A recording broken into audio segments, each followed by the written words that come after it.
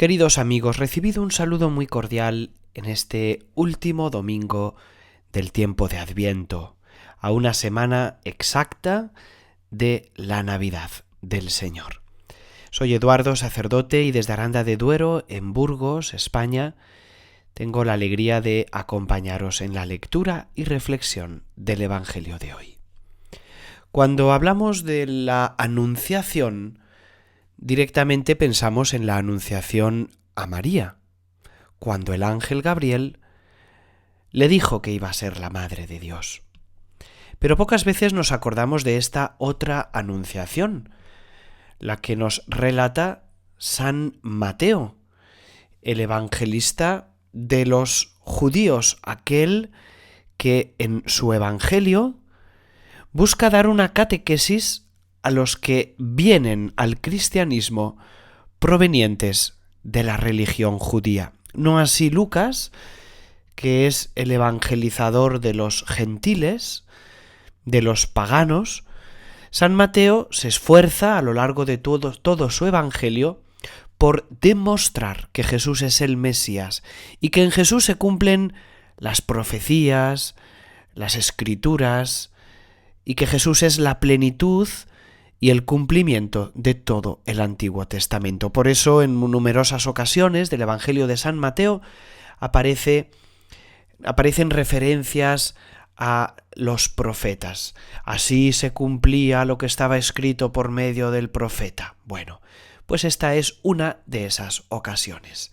La Anunciación a San José no es simplemente un relato de crónica, de hechos que acontecieron sin más, sino que es una auténtica página de teología para quienes se acercaban a Cristo provenientes de la religión judía. Y la pregunta que San Mateo quiere responder para ellos y para nosotros no es la de cómo sucedió todo aquello, cómo fue lo de María, lo de José, qué relación tenían, cómo se enteró San José, todas esas curiosidades que podríamos encontrar en una revista del corazón. No, el Evangelio es muchísimo más que eso.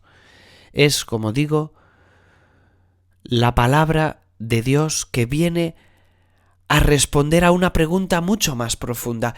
¿Quién es Jesús? ¿Quién es este que viene? Me atrevo a decir que Jesús es el Mesías no esperado. Y ahora lo voy a explicar. El Mesías no esperado. Pero antes de explicarlo, leamos juntos el Evangelio de San Mateo, capítulo 1, del 18 al 24. La generación de Jesucristo fue de esta manera. María, su madre, estaba desposada con José, y antes de vivir juntos, resultó que ella esperaba un hijo por obra del Espíritu Santo. José, su esposo, como era justo y no quería difamarla, decidió repudiarla en privado. Pero apenas tenía tomada esta resolución, se le apareció en sueños un ángel del Señor que le dijo: José, hijo de David, no temas acoger a María tu mujer, porque la criatura que hay en ella viene del Espíritu Santo. Dará a luz un hijo y tú le pondrás por nombre Jesús, porque él salvará a su pueblo de sus pecados. Todo esto sucedió para que se cumpliese lo que había dicho el Señor por medio del profeta: mirad, la Virgen concebirá y dará a luz un hijo y le pondrás por nombre Emmanuel, que significa Dios con nosotros. Cuando José se despertó, hizo lo que le había mandado el ángel del Señor y acogió a su mujer. San José estaba desposado con María. Los desposorios judíos tenían dos etapas, dos fases. Primero, se tenía un rito en el que se firmaba el contrato de matrimonio entre los dos jóvenes, pero no iban a vivir juntos inmediatamente, sino que cada uno volvía a su casa y dejaban pasar un año. Esto por varios motivos. Había que dar tiempo al nuevo esposo para que construyera una casa o la mandara a construir para la nueva familia. Había que dar tiempo para que ambos crecieran un poco, madurasen, porque se solían hacer los desposorios muy jóvenes. Y había que dar tiempo también para que las familias se conocieran. Si las familias durante este año se conocen y se dan cuenta de que va a haber conflictos, entonces todavía se está a tiempo de disolver ese matrimonio. Pero a todos los efectos jurídicos, José y María son ya esposos. Ahora bien, nos dice el evangelista, María, su madre, estaba desposada con José, y antes de vivir juntos, resultó que ella esperaba un hijo por obra del Espíritu Santo. María, desposada con José, se encuentra con que Dios le pide ser la madre del Salvador, la madre del Mesías. Y esta maternidad de María acontece, como dice el prólogo de San Juan, no por deseo de varón, no por deseo de sangre, sino por obra del Espíritu Santo. El Espíritu Santo no es sino la fuerza creadora de Dios.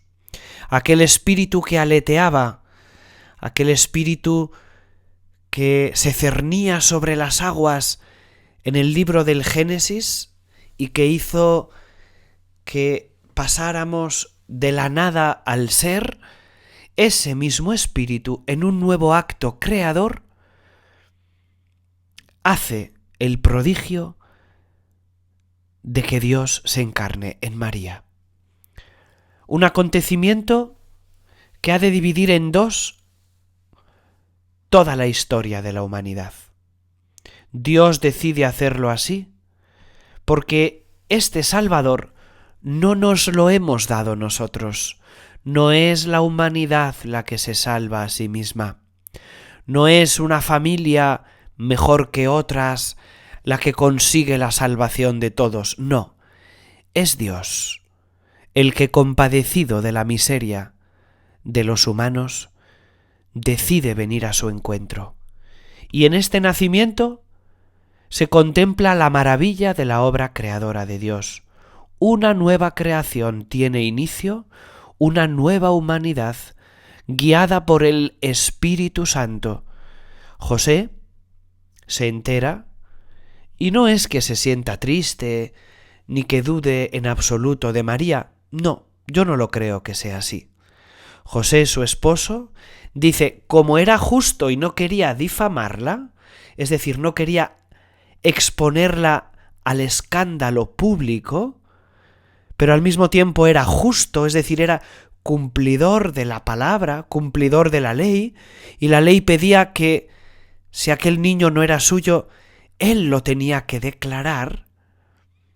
José dice, ¿cuál es mi papel en este plan de Dios? José se encuentra ante la pregunta de su propia misión. ¿Cuál es mi misión? Y hasta que Dios no se la dé, él va maquinando, en el sentido positivo, la manera de no estropear el plan de Dios. María, mi esposa, ha concebido por obra del poder de Dios, y yo, que aunque soy justo, no quiero realizar lo que pide la ley, porque expondría a María a ser apedreada.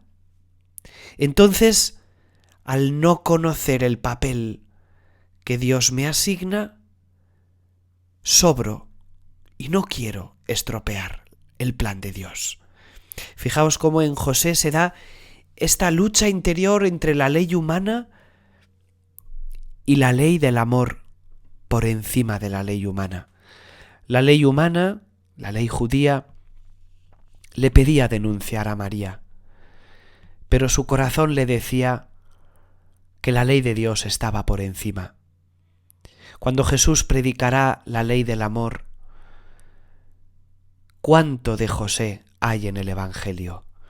¿Cuántas enseñanzas de José están escondidas, casi escritas con un código en las palabras de Jesús. ¿Cuánto de José hay en Jesús? Hombre justo, hombre cumplidor, pero que sabe ir más allá de la ley y decide liberar a María. Apolio en griego no es repudiarla sin más, abandonarla. Quedaría mal él, como diciendo, fíjate, este chico ha dejado embarazada a su mujer y ha desaparecido. No, no es eso, decide liberarla, decide que ella pueda cumplir el plan de Dios sin el estorbo, entre comillas, de su presencia, pues desconocía hasta el momento su misión. Pero San Mateo nos dice, apenas había tomado esta resolución, se le apareció en sueños un ángel del Señor que le dijo, y aquí está el mensaje de Dios a José, aquí está la grandeza de este hombre silencioso del Evangelio, al que la Iglesia dedicó hace unos cuantos años un año entero, el año de San José, y al que se le incluyó en las plegarias eucarísticas, se le nombra también en la segunda y en otras plegarias donde antes no se encontraba su nombre. Un hombre grande por su amor a Dios y por su confianza en el poder de Dios. José, le dice el ángel, hijo de David, no temas acoger a María tu mujer, porque la criatura que hay en ella viene del Espíritu Santo. En primer lugar, el ángel le recuerda su origen. Eres hijo de David. A David le había prometido Dios que de su familia iba a establecer un rey cuyo trono duraría eternamente. Y esta promesa hecha por Yahvé a David es recogida numerosas veces por los profetas, especialmente en los momentos de más oscuridad de la historia de Israel. Recuerda, Israel, la promesa que Dios hizo a David. Tranquilos, porque Dios enviará un Mesías. Tranquilos, porque Dios hizo una promesa a nuestro padre, a nuestro rey David. Y Dios va a cumplir esta promesa.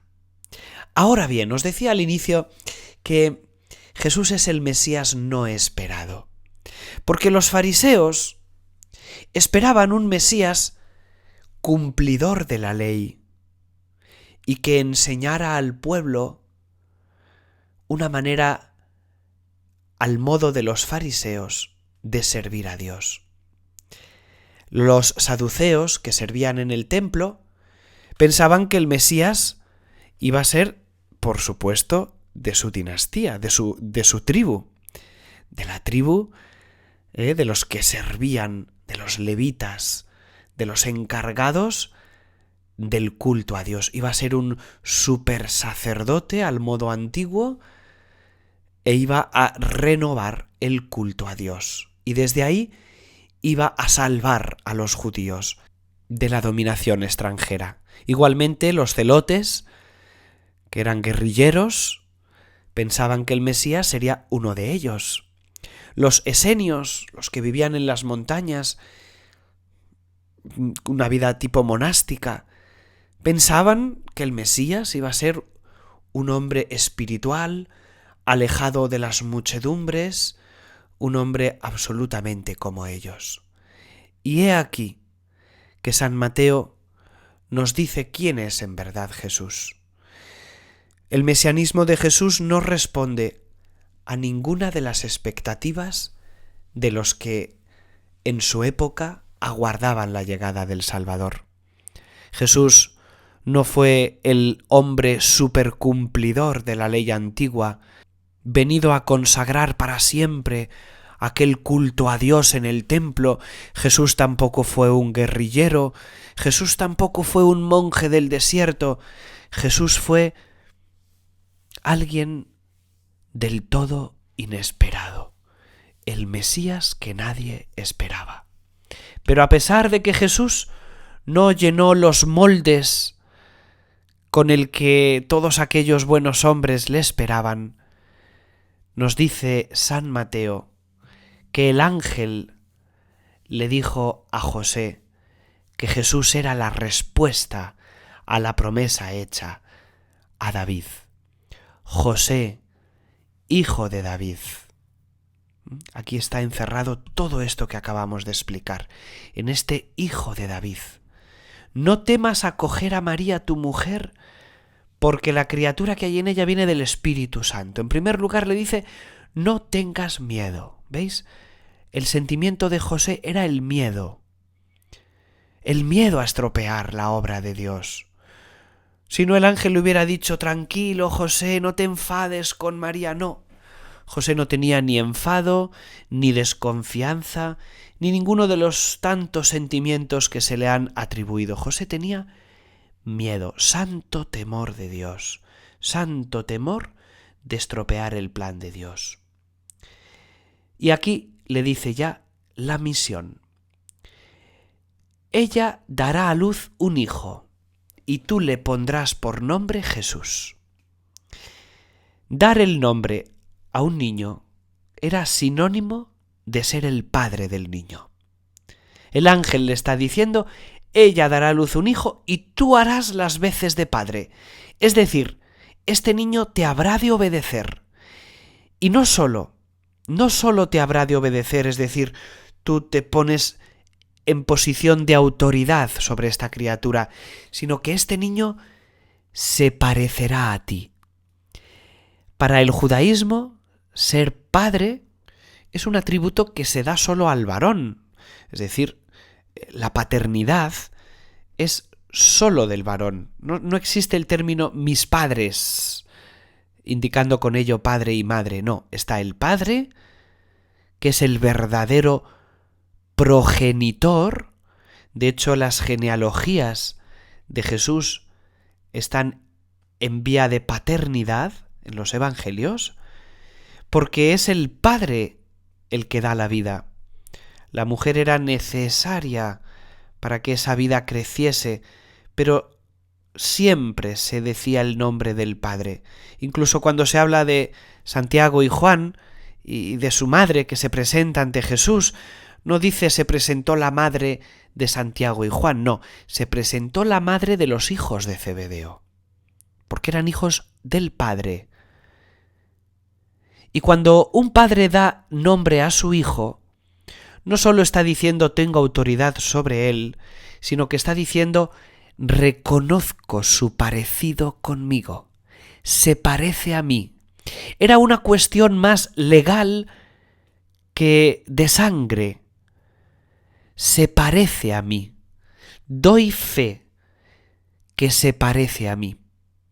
Cuando el Evangelio nos dice repetidas veces que Jesucristo fue engendrado por el Espíritu Santo en el seno de María, nos está diciendo que este hijo que ha de nacer se parece al Padre del cielo, se parece a Dios, es la imagen viva de Dios, que todo lo que Jesús hará y dirá es señal del amor del Padre, que todo lo que podamos decir de Jesús lo podemos afirmar simultáneamente del Padre del cielo.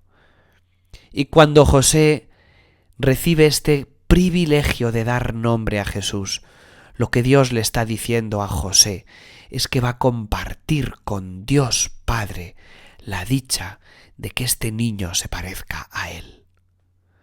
No solo en lo físico, sino sobre todo en lo espiritual. Este niño ha de ser guiado y educado por este hombre justo que es San José. Dará a luz un hijo y tú le pondrás por nombre Jesús. Poner nombre significa eso, estar por encima, tener autoridad, cuidar a alguien. De hecho, abro aquí un paréntesis. Hace unas semanas tuvimos un directo en el canal donde alguien me preguntaba si podemos dar nombre, si está bien dar nombre a nuestro ángel de la guarda. Yo ignorante de mí, respondí sin saber, pues que era algo bonito, que era simpático el poder dar un nombre, pero me he informado un poquito más, he leído documentos de la Iglesia donde se dice específicamente que no conviene dar nombre al ángel de la guarda, porque si precisamente Dios nos lo ha regalado, pero no tiene nombre, es porque Él está por encima de nosotros. No soy yo quien ha de domesticar a un ángel para ponerlo por debajo de mi autoridad, dándole nombre. Bueno, cierro el paréntesis y continuamos. Y entonces le dice, tú le pondrás por nombre, ¿qué nombre? Le dice el ángel que le tiene que poner, Jesús. Jesús es lo mismo que Josué y muy parecido a José. Dios salva. Josué fue aquel que introdujo a los judíos escapados de Egipto en la tierra de promisión. Josué fue el que sacó de la esclavitud al pueblo y lo introdujo en la tierra de la libertad. Y este nuevo Josué, Joshua, Jesús, es el nuevo y definitivo Salvador, que nos saca de la verdadera esclavitud y nos introduce en la verdadera tierra de promisión. La verdadera esclavitud, que como ya sabemos es nuestro pecado, y la verdadera tierra de promisión, que es el corazón del Padre. La tierra prometida es el corazón de Dios. Somos hijos amados de Dios y Cristo nos ha introducido en este corazón del Padre. Y de hecho el ángel se lo dice a José, para que no quepa duda, para que nadie pueda pensar qué tipo de Mesías es. Oye, este Mesías va a responder a las expectativas de los fariseos, de los esenios, de los celotes, de los saduceos. ¿A quién por fin vamos a tener que dar la razón? A ninguno de ellos. Porque, y lo dice aquí, le llamarás Jesús porque Él salvará a su pueblo de sus pecados. Aquí se nos responde a la gran pregunta, ¿quién es Jesús? ¿Y qué ha venido a hacer al mundo? Jesús no ha venido a cambiar la economía, ni la política, ni a resolver mis problemas financieros, ni mis problemas amorosos con la mujer, con la novia, con los hijos, con los abuelos.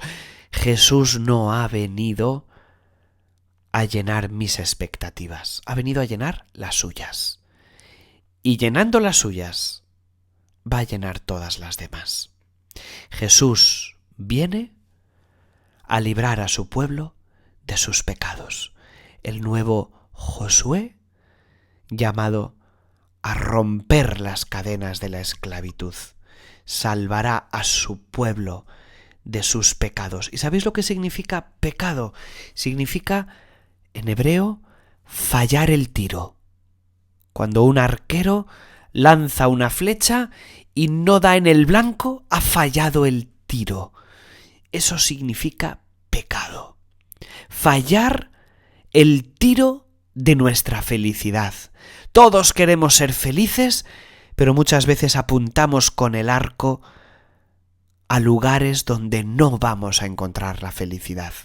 Pecar no significa infringir una ley y ofender a un Dios muy soberbio, que está muy enfadado porque hemos fallado a su ley, como un policía enfadado que nos pone una multa porque hemos superado la velocidad máxima, o porque le hemos ofendido, porque me ha faltado usted al respeto, le pongo una segunda multa.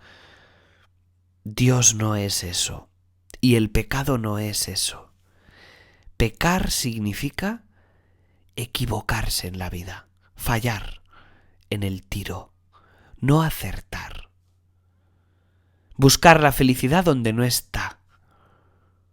¿Cuántas malas catequesis hemos dado y recibido en las que se nos ha presentado a un Dios enojón, enfadado?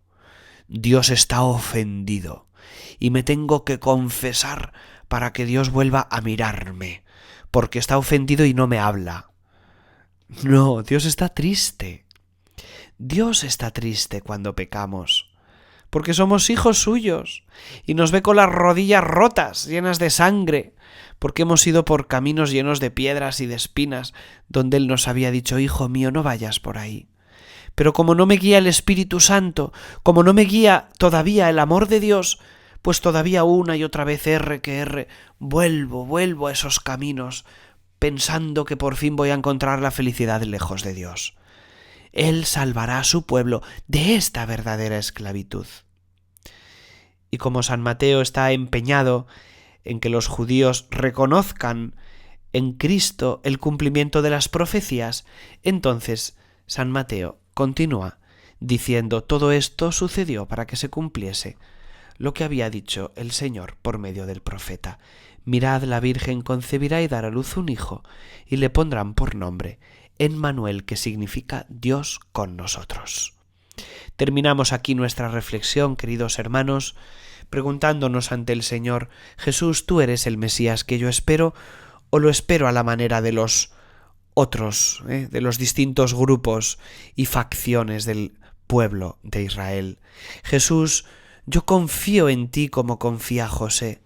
Jesús, yo soy capaz de parecerme al Padre como tú te pareces al Padre.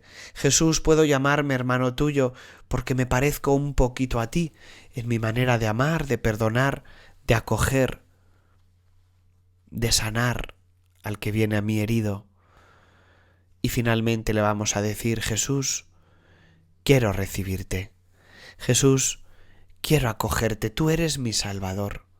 Tú eres el que me va a liberar de mis pecados. Tú eres el Rey de Israel y el Rey de mi corazón. Y que la bendición de Dios Todopoderoso, Padre, Hijo y Espíritu Santo, descienda sobre todos vosotros. Queridos amigos, aprovecho para desearos ya una feliz Navidad que se acerca, aunque el próximo 25 de diciembre cae domingo y por tanto también tendremos reflexión sobre el Evangelio de la Navidad.